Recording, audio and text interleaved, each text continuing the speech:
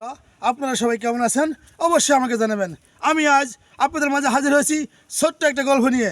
সেই গল্পটা হলো মোটিভেশনাল গল্প বা উৎসাহমূলক গল্প। অবশ্যই আপনারা যারা কাজ করতে চান ফেসবুকে অথবা যে কোনো জায়গায় যে কোনো প্ল্যাটফর্মে কাজ করতে চান, এই কথাটা আপনাদেরকে মানতেই হবে।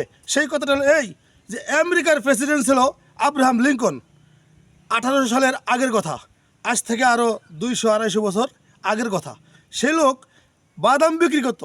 সে ছিল আমেরিকার প্রেসিডেন্ট। সে কীভাবে প্রেসিডেন্ট হলো তার ইতিহাস কি আপনারা জানেন? কখনোই জানেন না। আজ আমি আপনাদেরকে সেই ইতিহাসটাই জানাবো। যদি আপনারা এই ইতিহাসটা শুনেন তাহলে আপনাদের সবার ভিতরেই কাজ করার আগ্রহটা 100% বেড়ে যাবে এবং ইচ্ছা শক্তিটা বেড়ে যাবে। কাজ থেকে আপনারা আর কখনোই অবহেলা বা অলসতা থাকবে না। তো আসুন জেনে নিই আমরা আব্রাহাম লিঙ্কনের ইতিহাস।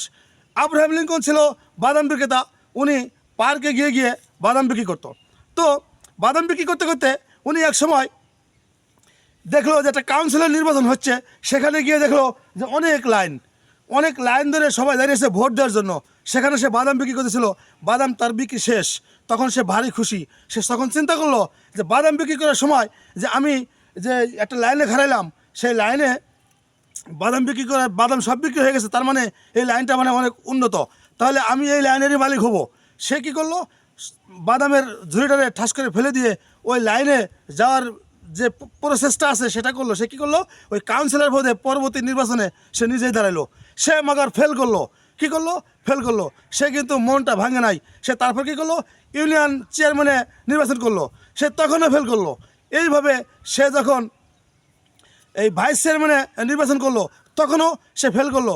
সে একটা স্কুলে, একটা হাই স্কুলের মধ্যে প্রিন্সিপাল হওয়ার জন্য একটা নির্বাচন করলো, অভিভাবকদের যেই ভোটাভুটি আছে সেখানেও সে ফেল করলো। তারপরে সে ডাইরেক্ট নির্বাচন করলো এমপি ইলেকশনে, সেখানেও সে ফেল করলো।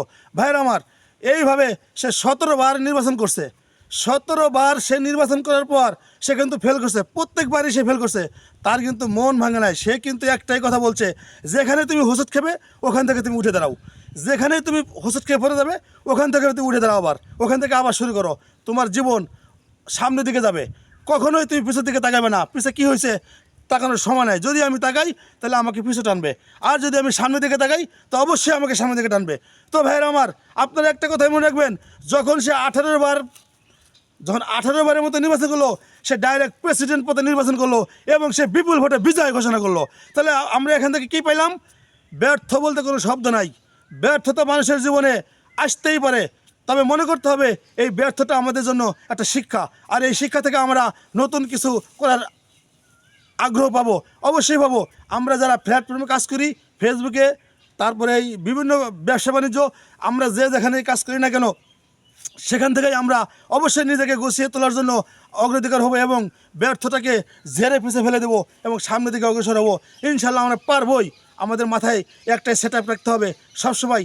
আমাদের মাইন্ডের ভিতরে একটাই স্যাটিসফাই করতে হবে যে আমরা অবশ্যই পারতেই হবে।